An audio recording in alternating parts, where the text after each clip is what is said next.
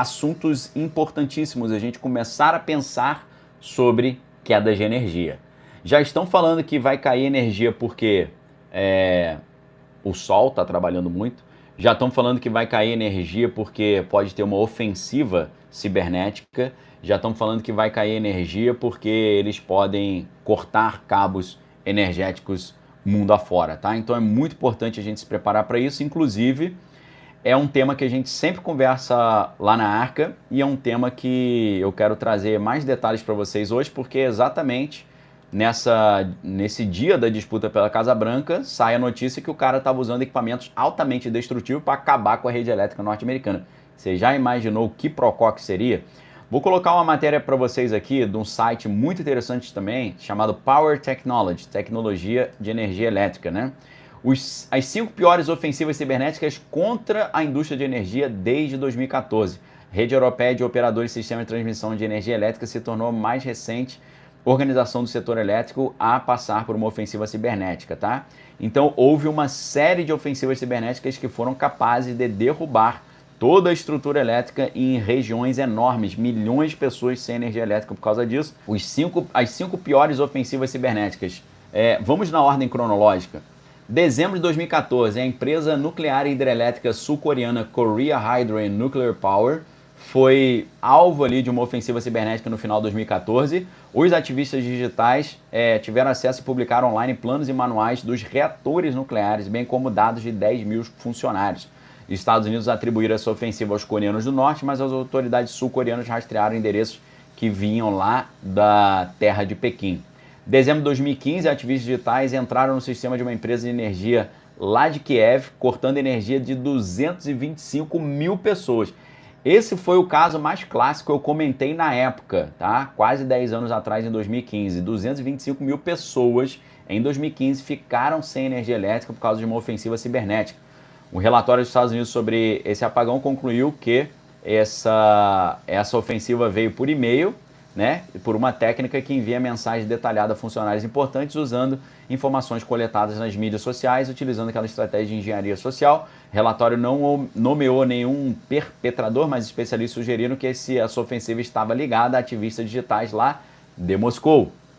Em 2016 houve uma ofensiva cibernética também em Kiev, foi o segundo em menos de um ano. Os ativistas digitais deixaram clientes em partes de Kiev sem eletricidade por 1 hora após debilitar uma subestação. A BBC disse na época que a perda de eletricidade chegou a 1/5 do consumo de energia de Kiev naquela noite. A ofensiva foi atribuída a ativistas digitais lá de Moscou, com alguns especialistas sugerindo que teve como objetivo danificar fisicamente a rede elétrica deles. Digo para você, pessoal, espere o melhor, mas prepare-se para o pior. É fundamental você estar sempre preparado para esse tipo de coisa. Nós temos visto uma ofensiva gigantesca global contra 2 grupos, produtores de alimento, produtores de energia. Não tem coisa que mais gera medo e preocupação e desespero nas pessoas do que ficar sem energia e sem alimento. É exatamente isso que está preparado sobre o mundo inteiro. Eles estão atrapalhando a produção de alimento. A gente viu a produção de alimento no Sri Lanka se altamente atrapalhada. A gente viu na Holanda, que é um dos maiores produtores de comida da Europa, eles estão indo para cima dos grandes produtores de alimento para deixar as pessoas numa pindaíba ficarem com medo, e com medo as pessoas sempre pedem ajuda ali, abrindo mão dos seus direitos em favor de segurança. E a gente sabe, que a gente que conhece a história sabe que sempre que o povo abre mão do seu direito pedindo segurança, ele fica sem o direito e sem a segurança também. Deixa eu só agradecer aqui o Álvaro, falando que no Brasil tem o Sistema Interligado Nacional. Resumindo, né, se o sistema é todo interligado também fica muito difícil, né, é uma questão preocupante. Como eu falei para vocês, se nos Estados Unidos é preocupante, imagina no resto do mundo. Link da Arca tá aí para você que quiser estudar mais conosco, saber mais sobre o condomínio sustentável que está caminhando, tá? Muito provavelmente aí a gente vai ter muitas novidades, mas a gente está desenvolvendo, construindo e conceitualizando, concebendo o condomínio sustentável lá dentro da Arca. Se você quiser saber sobre isso, é só lá dentro da Arca. Eu não vou falar aqui porque é para pouquíssimas pessoas, tá bom? Então, meus amigos, essa notícia aí de que um cara tentou derrubar a rede elétrica lá nos Estados Unidos nos traz aí também muita preocupação. Mas eu quero dizer para vocês, tá, que não é só a rede elétrica que é frágil, a rede de água é também frágil, e lá nos Estados Unidos várias vezes eles já ficaram sem água também por causa de uma ofensiva cibernética que destruiu o sistema de água. Matéria do jornal R7. Nessa matéria, eu vou deixar algumas informações de fora, você vai olhar a matéria e vai ver as informações. Nessa matéria, que é de antes de ontem, dia 3/11, você vai ver que uma serpente de 4 metros entrou num cano e fez metade de uma das maiores cidades do planeta Terra ficar sem água, tá? Olha que coisa estranha, beleza? Uma serpente entrou num cano e fez uma das maiores cidades do planeta Terra ficar sem água. Veja o nível de fragilidade dessas estruturas.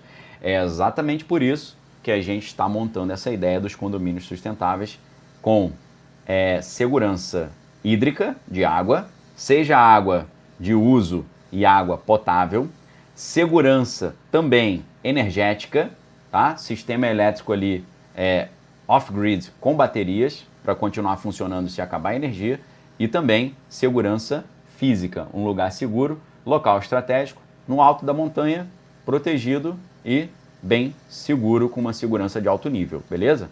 É por causa disso, quanto mais a gente for caminhando para esse nível de tensão internacional, mais essas coisas estranhas vão acontecer, tá? Obrigado ao Aslan pelo apoio ao canal. Ele falou que um amigo dele teorizou que o ex-presidente Donald vai perder e isso vai causar um terceiro grande conflito global. Depois ele vai ressurgir trazendo a solução e a paz mundial. Pode ser também, tá? Mas existe a outra teoria. Qual teoria? A teoria de que está vindo uma enorme crise norte-americana devido à impressão desenfreada de dólares, uma enorme crise devido à dívida norte-americana que já se tornou trilionariamente impagável, e eles vão deixar o ex-presidente Donald voltar ao poder para que esse BO fique na mão dele, para que esse abacaxi caia no colo dele. Essa é uma outra teoria também que talvez faça um pouco até mais de sentido do que essa que o amigo do Aslan falou para ele, mas eu já agradeço aí, tá bom? Então, tá aí mais uma vez a notícia de que uma das maiores cidades do mundo ficaram sem água porque uma serpente entrou ali no encanamento. Agora, uma matéria recente do Olhar Digital mostrou para nós, inclusive, que a energia limpa, a energia verde, o novo acordo verde, esse novo capitalismo social sustentável, esse grande reset, essa ideia toda, torna todo o sistema elétrico ainda mais vulnerável do que o anterior, o hidrelétrico, o de carvão, o das termoelétricas, o nuclear, tá? Matéria interessantíssima agora do Olhar Digital para você entender a importância disso. O que essa matéria vai dizer? Novo perigo. Entenda como ativistas digitais podem derrubar a energia limpa.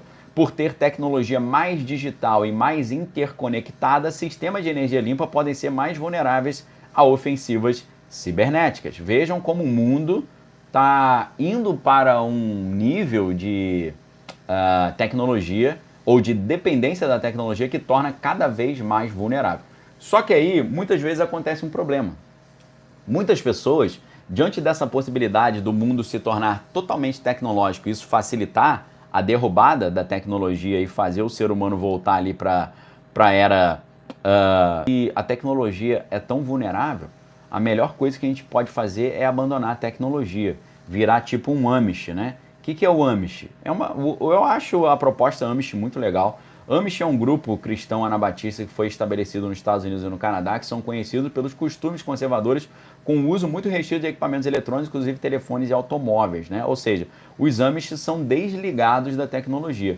Só que, se você é desligado da tecnologia, você vira uma presa fácil para quem tem a tecnologia. A própria Ayn Rand, ela já tinha alertado o mundo sobre isso, ainda nos anos 60, quando ela fala sobre o retorno do primitivo. Quando ela fala dessa proposta da nova esquerda, né, muitos teóricos lá da escola de Frankfurt, nesse caso aí, o mais importante, né, entre o Theodor Adorno, o Max Horkheimer, a gente tem o Habermas, Jürgen Habermas, Max Horkheimer, Adorno, Friedrich Pollock, Erich Fromm, Otto Kirchheimer, Leo Leventhal, e a gente tem o Herbert Marcuse, tá? O Walter Benjamin também, obrigado aí Armando, né? Falando em alemão certo, Walter Benjamin, né? Walter Benjamin também, fundamental. Habermas, Franz Neumann, Oscar Necht, Alfred Schmidt, Albert Werner, Axel Honneth, todos esses, né, da primeira onda e da segunda onda da Escola de Frankfurt. Mas nós estamos falando sobre Herbert Marcuse, porque Herbert Marcuse propôs essa ideia do retorno ao primitivo ou a revolução anti-industrial, a desindustrialização como uma ofensiva contra o capitalismo. Mas, na verdade, isso era uma grande arapuca. Ayn Rand mostrou isso no livro Retorno do Primitivo à Revolução Anti-Industrial, mas livro muito interessante, mostra que essa ideia de muitos sobrevivencialistas de vou desligar da tecnologia, vou voltar a aprender a viver na idade da pedra lascada, isso é uma arapuca. Nós temos que ter a vanguarda da tecnologia. Isso é uma grande arapuca para torná-lo vulnerável àquele que continuou se industrializando, perfeito?